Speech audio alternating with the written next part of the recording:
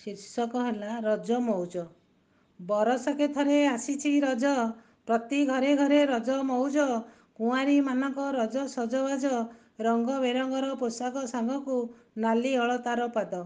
ରଜ ଦୋଳି ଖେଳ ଜନ୍ମେ ସାଥୀ ମେଳ, ବନସ୍ତେ ଡାକିଲା ମଧୁର ଧ୍ୱନି। ବିଭିନ୍ନ ଖେଳରେ ସଭିଏଁ ବିଭୋର, ହସୁଛି ବସୁଧା ରାଣୀ।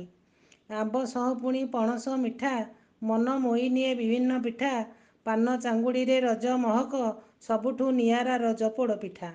ମାଟି ଅଗଣାରେ ରଜର ଆସର, ଆବାଳ ବୃଦ୍ଧ ବନିତା ଏକା ସାଙ୍ଗେ ବସି ଖାଇବାର ମଜା, ଆମ ସଂସ୍କୃତିର ଏ ଗାଥା। ପହିଲି ରଜରେ ରଜ ସଂକ୍ରାନ୍ତି, ତାପରେ ଭୂଦାହ ନୀତି।